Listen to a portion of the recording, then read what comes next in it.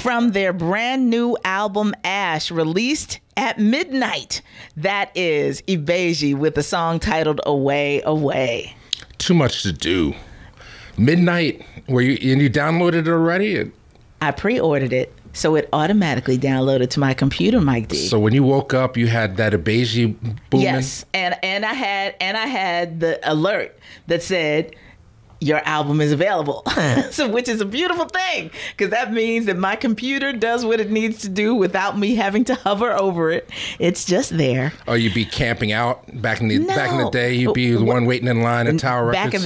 Back in the day, I never have camped out for an album at any physical retail store. Mm-hmm. I just made my way there at some point during the day on release day to make sure I had it. I don't like crowds. So that whole idea of camping out in line for anything is not going to be my steez. I'm just thinking back in the day, what records I got excited about when they came out, open the release day, the first day of release. I made sure I was at bright and early the day that D'Angelo's Brown Sugar came out. Oh, you were on the D'Angelo before. Because of Deanna Williams, yes. Okay. Because she had brought him in for I Am that year. And they were like, oh, it's coming out the Tuesday after July 4th. So I said, okay. And so there I was. Yes. He threw some voodoo on the crowd. Well, the Voodoo album, I was there. I definitely was at Best Buy the first day to get Voodoo, and was jamming that in my car. But I think the only album I was I really made an effort the day of was Prince Around the World in a Day on vinyl. Interesting. Yeah, I went down after school down to Sound of Gola Electronics or someplace, one of them record stores on Market. Yeah. And they had them stacked up with the shrink wrap and all that mystery and the big sticker. I made sure I kept my I didn't rip the cover off. I kept the sticker. That was a big event. But I worked at Tower Records through school and Virgin Megastore when I was in LA. So I mean those kind of Tuesday release dates were pretty typical. I didn't get my retail experience until college. My father was no fast food, no retail. So I had to find an office job when I was in high school. Okay. For my little, but I don't remember. I was always into the release date. I was always into trying to make sure that I got it soon. But that camping out thing, never for concert tickets. That wasn't my thing. Okay. Well. But I understand the frenzy, and now online retailing has made it really easy and convenient. Now what I never did was pre-order albums. Liz Wright, her most recent one 2 weeks ago, and this one are the first albums I have ever pre-ordered, even online. Okay. So that's how much I love these artists. I don't even know if I got introduced to this show. I'm like a blur. I'm just caught up in my purple frenzy. Yeah, we've just been having our conversation. But ladies and gentlemen, this week's edition of Real Black Radio is officially underway. Mike Dennis is in the house, and we've had 2 weeks off. 2 weeks. Because everybody was gone last Friday, including Kayla J. Mm-hmm. We are all back reconvened here in the studio today. Yeah. And you went to Urbanworld. I was at Urbanworld, but in the week before I was at Dick Gregory's service in DC, and we had our big show since we spoke with Sonia Lohman. I mean, Sonia was at the Urbanworld Film Festival as well, so I had a chance to actually meet her and interview her on camera and stuff. So, and New York was great, yeah. So, I mean, I didn't see that many films, quite honestly, but I had a chance to see Charles Woods, and we hung out. We shot some content, and again, like I said, I interviewed Sonia, and I also interviewed a friend of mine, Eden Marichaux, who won ABFF with his film called Bruce, which also screened at Urbanworld, and we Bruce as in Bruce Lee. This is the character's name is Bruce, and he has, he's sort of a classic, typical. It's an anti-romantic comedy. Okay, right. So the opening scene, he's breaking up his girlfriend with his girlfriend, only to hook up with somebody else later that night. And then he tells his best friend. You previewed this one for me. Yes. So then he tells his best friend about it. It's like, well, look, it would have been wrong for me to cheat on her, so I had to break up with her first. So it's just like his sort of coming to terms. It's sort of like, you know, it's sort of like it's not really a black film per se, it's a black character, but it's sort of like a slacker spin on the 40-year-old virgin. You know, this guy, he's really is in a huge state of arrested development. And, you know, he has to have several wake-up calls for him to come to terms with the fact that maybe he's not the nicest person on the planet. He's kind of narcissistic. So it's really interesting how often these conversations seem to manifest in my life these days. Okay. But I think it's great that we're exploring this territory, right? Because you know, you and I have spoken about one of my buddies from Penn. You know, her assertion is that we will not have arrived as a black film community until we can make frivolous films, until we can not have to have our blackness be central to the plot of everything that involves us now, you know, and I agree and disagree to varying degrees of her statement. But I think it's interesting that we seem to be empowered as a community as much as we know there are things we need to talk about, that there are unsung stories of historical significance and of cultural significance, that we are kind of broadening the conversation we're having on film these days about black experiences and our characters. Well, I mean, I hope we can bring Bruce to Philly and have Eden actually come in or whatever, because he's a great guy. A really deep conversation we had that we're going to share. But I, you know, I would say that maybe we have gotten to that threshold. I mean, there's a lot of mediocrity and there's a lot of things that are not necessarily, you know, we have so many different flavors of blackness, you know. So I think the problem has been that audiences, both black and white, expect that every movie is going to speak to their specific flavor of blackness. And, you know, even Baskin Robbins, they've been out of business if they just had chocolate vanilla, you know, even though that's what people buy, you know, the ability to choose your flavors. So I think what's interesting about a movie like Bruce is that, you know, even if the movie was written and the way he describes it was written for his white friend to be in the lead, and then his friend had an opportunity and he couldn't be in the movie, so he took over the role.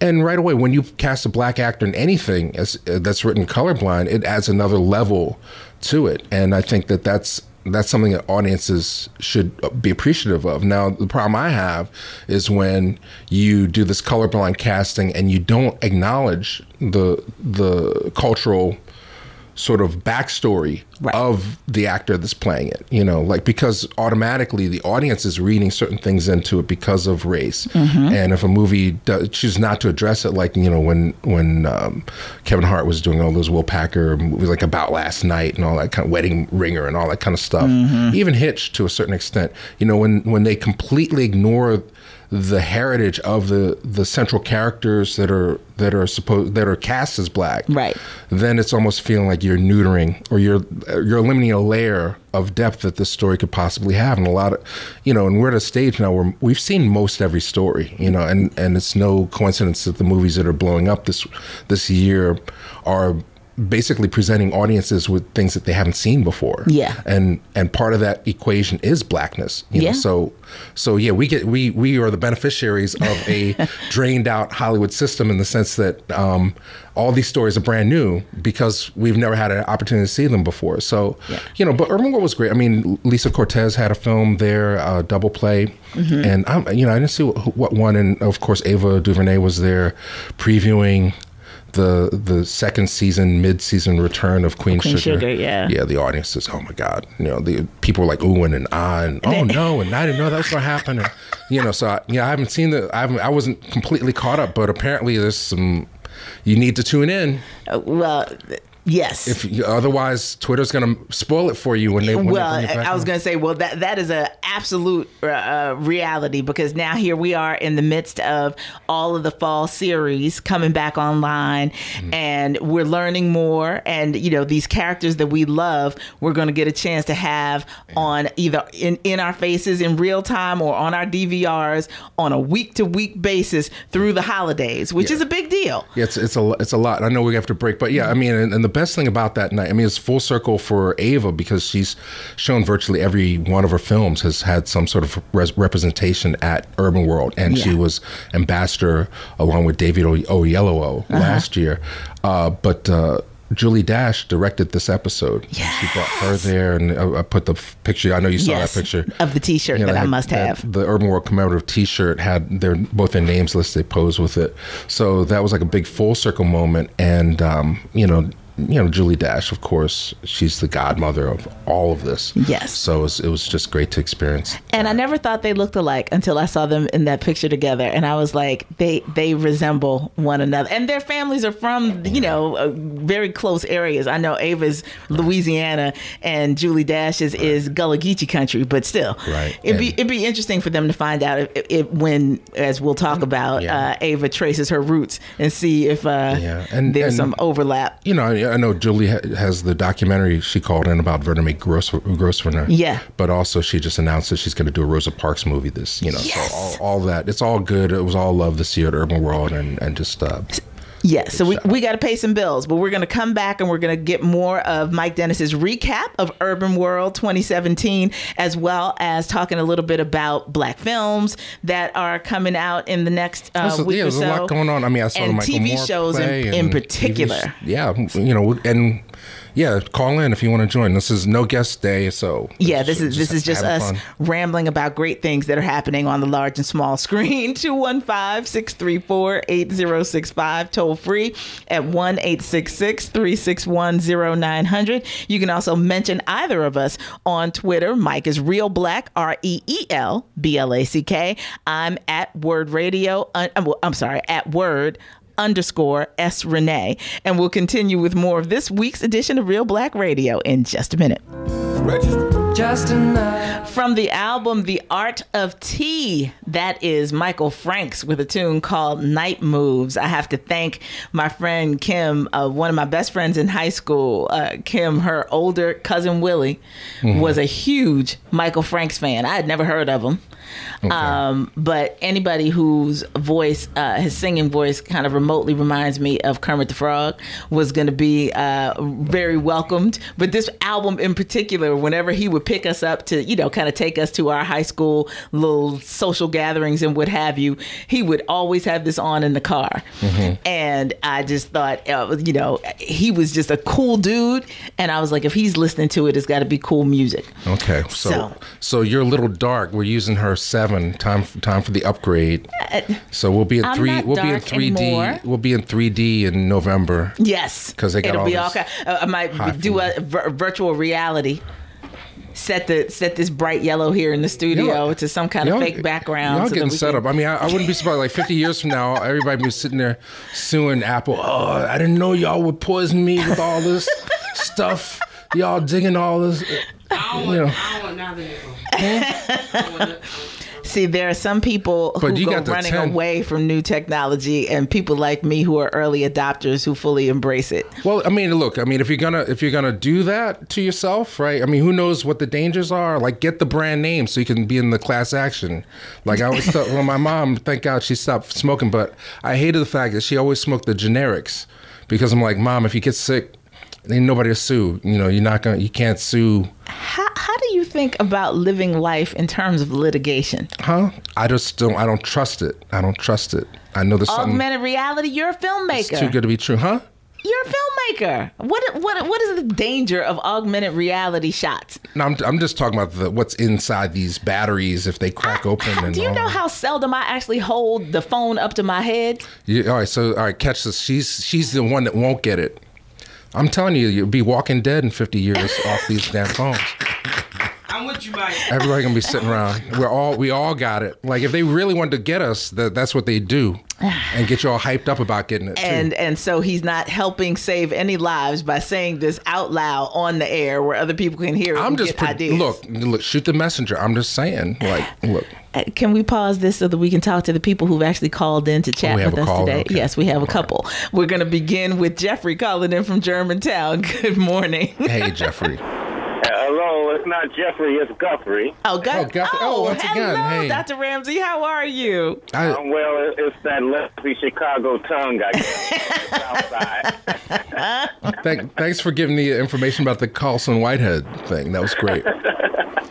Hey, Hey, listen, you'll be happy to know that I picked up WURD on exit 8 of the New Jersey Turnpike. Excellent. Okay. Yeah, so I entered the conversation with Mike's provocative comment about the what happens when a black person appears in a film and the film itself, the script itself, does not address the so-called racial content that we know many audiences are going to be interpreted. Yes. And, yeah, I'd like to maybe talk a little bit about that, because what I find provocative about it is that I'm wondering if that extends to all art forms.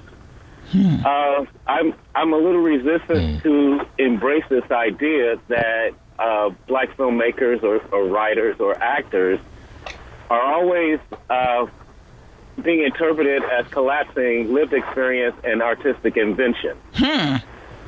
And so if we let's take an opera singer, for instance. Yeah. If an opera singer sings a role and that opera singer happens to be black, the script is not going to change. And, I mean, it hasn't changed in 200 years. Right. And I'm wondering if if we just assume that an audience is going to, because of the person's, hue, that they're going to cause that opera script or the libretto to be to have an extra dimension of interpretation from an audience. Right. Well, I mean, specific to film, or is it for all art forms? I think that's a legitimate question. I would say that, from my perspective, if you don't address it from a directorial standpoint, then you're taking a potential layer away.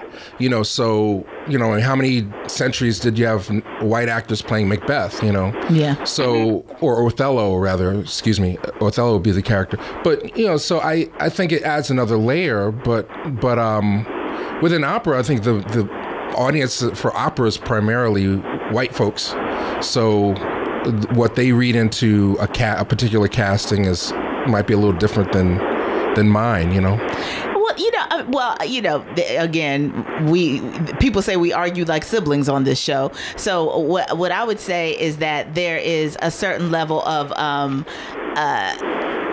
assumption that I guess gets made in that regard also, Mike, because my father, I think, would take personal offense to the idea that opera's only for white folks or even majority for white folks, because, given some of the languages that the music has been written in and some of the sort of culture that they want us to bring with us into the space, that it's informed, it's enhanced even by our lived experiences in this regard. But, I think, Doc, I think part of the challenge of that in the line between film and music is that there's also an assumption in music that the singer-songwriter or even the vocalist, just the vocalist, is singing truth and their personal truth in a lot of the way that this happens in many different instances, so that when you have an artist like Philly's Jasmine Sullivan, who writes an album like Reality Show that is about characterizations of real people that we might encounter in life who are kind of using their attractiveness to get ahead and to, latch on to these up and coming stars, and that this is, their thing, that people have a hard time separating Jasmine the person from Jasmine the character that she's singing about in the songs. Right. So I think it's very mushy and gray and gooey. Well, I don't know if it's that gray. I think it really boils down to, if you're talking about like how audiences read things, it's about how they're conditioned, right? So if people are conditioned to look at Verity, let's say, as traditionally being a white character, you know, Placido doing Othello, and then you cast a black character, you know, so I think it's received a different way, but it's also, it boils down also to who's paying for it, you know. So a lot of the decisions to sort of culturally emasculate character comes from this idea that it's going to bring you more money. Now that's not the case with Bruce. This was a person, independent filmmaker who's creating his own opportunity, and he's painting the picture that he wants to. But I think that you know, there's an intersection of commodification and culture that is always there. What the intersection is, and you know that as we start to include more actors of color, when you see more diversity per se within these films, and hopefully the ultimate thing is that the ultimate goal is to open up audiences to a broader belief system. Like, yes, that is possible. It is possible to have a black character on Friends. I mean, or hey, you know, maybe Will and Grace does have a black person in the building that lives on the same floor, you know, something like that. I was going to say, or instead of the ethnically ambiguous assistant that they have now. Yeah. In the redo. So, yeah, I didn't mean for Guthrie to disappear. It's just the background noise. I don't know if he's still with us, but. Yeah, I'm still here. I just wanted to say that I think that it's going to be a really great step forward when, first of all, I don't walk around in a state of hyper racial awareness, you know.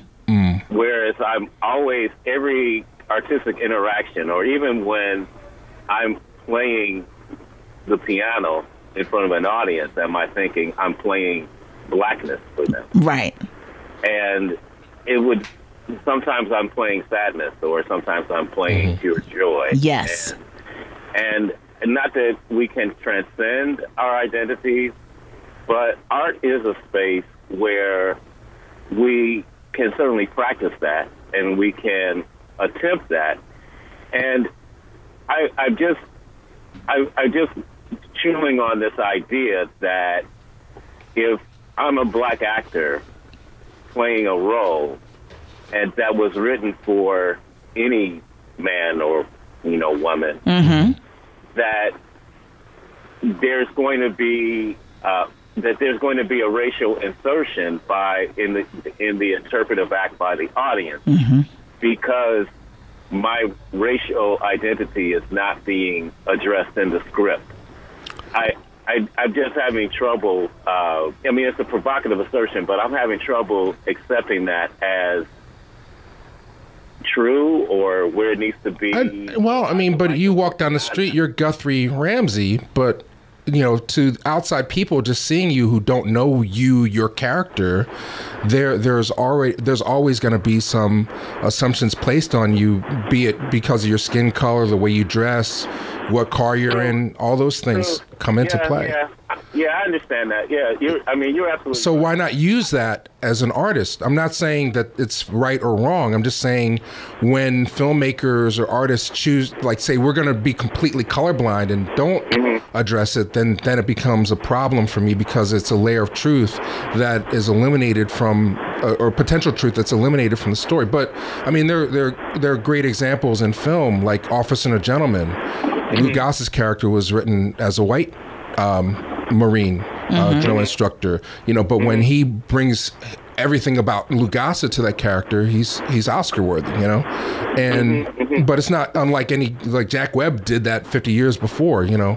And then there's a movie called Suture where it's about two identical twins, and one kills the other and then pretends to be the guy so they can get some money, and one of the twins is Dennis Haysbert, you know, and they choose not to address the fact that they don't look like anything alike, you know, but the whole purpose of the whole exercise of that film was to play with the audience's anticipation in terms of, okay, we're gonna pretend these guys are identical twins. It's up to you how you read this movie, right? And I think it's simply brilliant. Doc, have you seen the Kenneth Branagh redo of Shakespeare's Much Ado About Nothing? No. I would love, if you get a chance to look it up. In his redo, he cast Denzel Washington and Keanu Reeves as brothers. Wow. Love it. And so, you know, just the whole idea of how they bring that together, how they even groom them to look alike. So it's really interesting. But the subject of race doesn't come up at all. And I love the way that they redid it. But I would really be interested in kind of hearing what you think after you see that, you know, or suture, as Mike just brought up, in the way that some films have actually done that and not addressed it at all. Yeah, just to be clear, I don't want any audience member to think I'm advocating for this idea of this impossible idea of color blindness. Right. I'm just saying that in art making, which is about our imaginations and our creativity, that to play on the audience, or let's how I can put it, to not fulfill the audience's expectation that this is going to be about race because there's a black person playing a character is just as strong of an artistic move, and in fact even more courageous than inserting it in as a given. I hear you.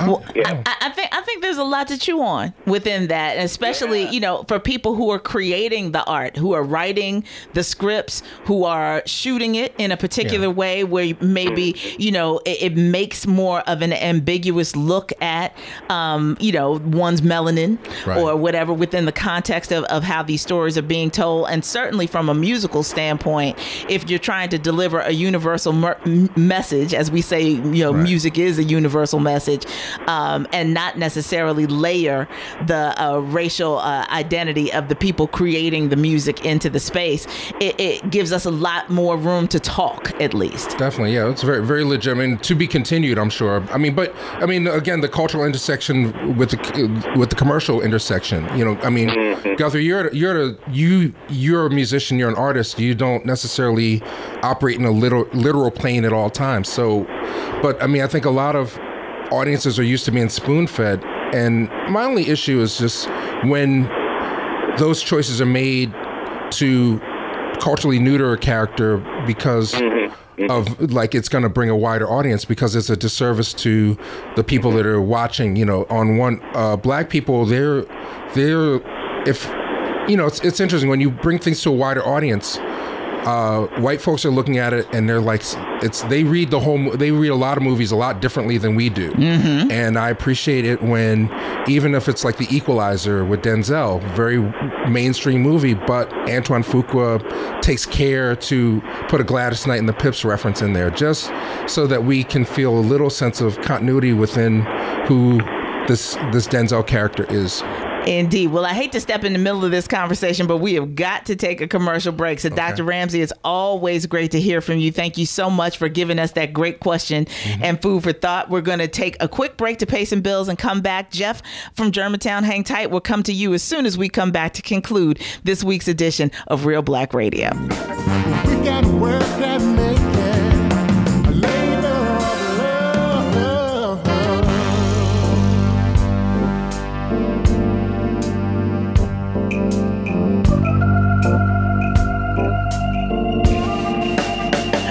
The album Beneath the Surface, that is the group Incognito with a song titled Labor of Love. Some funky goodness and some jazz funk, if you will, by that UK-based ensemble. And it, you know, that also, we talk about identity, right? They're a very ethnically diverse group. Most people I know who listen to Incognito think that, you know, there's some blackeration happening when they deliver their music, but I don't know that that's what Bluey projects into the music. Maybe the liснers do. They got you today. No, John Mayer. I think, and then Michael Franks, and now Incognito. What's Incognito? Oh, you did play the one act at the beginning who came out. They got to me today, Kayla J. That is what Mike had the nerve to say. Can you flash your eyes real quick? Just it's supposed to be Real Black Radio. You playing all Michael Franks. Come here for that. Anyway, go ahead. I'm sorry. Michael Franks fans just teasing her. Go ahead. I'm just saying that I contend that a lot of, at least my musical culture, is very not, when I want songs that speak to my existence, then I can listen to a Donny Hathaway and Roberta Flack be Reelblack for me. Yes. And that, and that gives me some of what I need in that instance. But that doesn't mean I can't appreciate a Michael Franks. There's some days where I need to listen to I Come From the Land Down Under. Even though I've never been to Australia, I just need to do. And that was why the 80s were great. I'm just saying. But we're black, yes, we're black, and we're back with the very short conclusion of this program. But can we get to Jeff, who has been waiting very patiently? Good morning. Hey, top of the morning or bottom of the, I don't know what. Exactly. Top of the morning. Wait, that's Ireland. That's you too. Yeah. My mom's last name was McCray. I don't know how that. There it is. Exactly. And I'm a McNeil. It's all good. I'm a Dennis. I don't know. Yeah, I'm a Dennis Irish. Jeff from North Philly, not from Germantown. Y'all got me confused with Guthrie, I guess. I was going to say Kayla J is just typing wrong stuff on our queue here, but that's okay. I called in earlier, and hopefully I will see you at the Kinks, Locks, and Twists conference. Is that it's just the Locks conference? Yeah, the Locks conference. I'm sorry, the Locks conference. Because I just won some tickets. So excellent. WRD. I'm a proud Fort Worth member. Excellent. That's not what I called. I called because I wanted to say it was great to see you last night. Yes. At the event. And all that divine timing with getting a chance to put you in touch with Karen Smith so you all can get your drum lessons together. Exactly. That was awesome. That was definitely meant to be. I wanted to ask Mike if you've watched any of the new American Horror Story. I'm behind on them. Who's the star this year? Well, this season is very interesting to me. I feel that it's a little bit more interesting than the other seasons because in this one, the main, villain per se would be white supremacy. It's all based around, Trump's election and pretty much how the country just went haywire as soon as that happened. So it's like a cult that started forming, like a kind of white nationalist cult that formed, and now it's like white. It's kind of like the Purge meets Donald Trump. Yeah, and I was gonna say like Purge Election Day. That's if you haven't seen Purge Election Day, that's all about. Although they kind of anticipated that Hillary was gonna win, they kind of screwed up the sequel on that one. But it's all about that fear and everything. No, I've not seen it yet. Trying to get caught up on the Deuce. The funniest thing on TV last night. It wasn't Will and Grace. It wasn't the Jerry Seinfeld on Netflix or the Def Comedy Jam reunion. It was that darn football game, the Packers and the Bears. I didn't even. I was gonna say I'm not watching football period this season. That protest was so corny. I mean, it folded like a Carson Wentz suit. Oh my God! They went from knees to now we're banning our arms. I'm just like that's why we're not free. There was no slave revolts because they. Let me come down and pick some cotton with you today. And then the next week they come back and it's business as usual. He's so disrespectful. He's so disrespectful. I know, like my great uncle Luther, he probably wanted to protest. He's like, oh, this is too long a day. I got carpal tunnel. I can't be picking this cotton this week. And everybody's like, yeah, let's fight for Luther. Let's fight for Luther. And then the next week, everybody's like, no, Jeff, see what you started. we got carpal tunnel. We're not gonna pick no cotton today, massa. Jeff, you know what? I'm not even gonna attribute this to you. It's because Mike just felt a need to get deep down in his black bag in that one moment. And he just Jerry Jones came down. He's like, yes, I understand. You can have half a day off. I'm gonna sit with you because the cotton man Levi, he's mad at me. He said something bad about me. Let him wait. Let him wait a week for his cotton. Let him wait a week. No, all our hands are bad. And then the next week, everybody's sitting there, nobody on a knee. No dirt on no knees. How are you attributing that? American Horror Story to Green Bay Packers, the Chicago Bears, or to American Horror Story? I'm just saying, I thought that aspect of it got enhanced by your boy Ray Lewis. Oh, I wasn't on my knee protesting. I was on both knees praying. Well, look, he's entitled to be Ray Lewis. I'm just saying these fake owners. Wait. We're talking over Jeff. I'm sorry, Jeff. Jeff, see what happened? See how I just spiraled out of control? it's fine. They should have walked off. They've been like, similar rabbit hole when I'm on YouTube after. But in terms of last night too, Stephanie, the principal that was retired, she was a principal for about 30 years. Yes. Talking about how we need to have another conversation talking about the gentrification in schools. Yes. That is crucial. Like, she was on point. I sat there and I talked to her for like another 20 minutes after the event was over. And as far as what Pastor Waller was saying, he had the 3 F's. He said funding, fellowship, and I forgot what the third F was. Yeah, I have to go back and listen to it. I was, trying to take in it was a lot. It was a lot of dense conversation yesterday. Yeah. But funding and parental involvement, we gotta get involved with our kids' schools more often, like PTA meetings and stuff like that. I feel like if we had more of a thumb on what was going on in that regard, then we could be a little bit more proactive in our community as far as making change. Absolutely. Right on, Well, we thank you for that, Jeff, and we're sorry that Mike, he blacked out for a second. He's a man after my own kind of personality. No, I'm just saying. I like the way these Jelani Cobb. Oh yeah, Colin Kaepernick could be the star of his own biopic. Look at all the movement that this thing happened. All these people protesting. And the next 4 days later, back to normal. So whatever. That's why my great uncle had to suffer. No unity. I'm glad you're tuned in. But anyway. Thank you for your call. So Teach Us All on Netflix. If you're talking about education, definitely a must see. And then maybe see. I don't know. I'm not gonna go Till Death Do Us Part in theaters today. Taye Diggs movie. And I thought it was like coming. It's like sort of with Malik Yoba, and it's Chris Stokes, who's got a ton of movies on Netflix. So I may wait for this on Netflix. And Marcus Houston, his boy band member. So they've been killing it with the movies. They've done like 5 movies in the last 2 years. But this is the first one to make it to theaters. So if you like the erotic thriller, if you like Taye Diggs, if you like Yopa, not selling anybody on this one. I'm just saying there were no previews. I just want to state for the record that if you hear the grunting and everything, it's not coming from me. That is Kayla J in the background with her and an and an amen.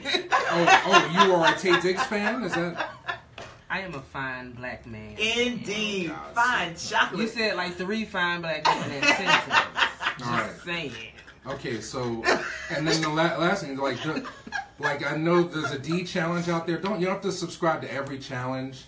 Especially if you have a real job, like these people that are doing these challenges, they're in show business, right? You can't be making videos about the D and the P and then go to work on. What I'm going to remind people who are fans of Insecure is that in season 1, you may recall that Issa's character did an open mic, and she thought it was just for the grown folks that were in the room, and somebody videotaped it and posted it, and her students in her tutoring program found it online, and then all of a sudden it was a running joke about Miss Issa saying bad words and talking about things that they weren't supposed to be listening to in the middle of the school. This is a principle by which I live my life, ladies and gentlemen. I just need y'all to know it might be fun to participate in these challenges. Just know that video and the internet are forever. There's consequences and repercussions. And, Homer in the next cubicle might be looking at you a little different after he sees your verbal wordplay and your dexterity and everything. He might check off all those lists and hand you a box and don't do it. Don't do it. Yeah. I'm just saying. The next thing that D will be in the box, and then. But that's still shout out to Justin Timberlake. One of the best SNL skits of all time. You like how I flipped that? Anyway, that's past 12. Yes. That's my bedtime.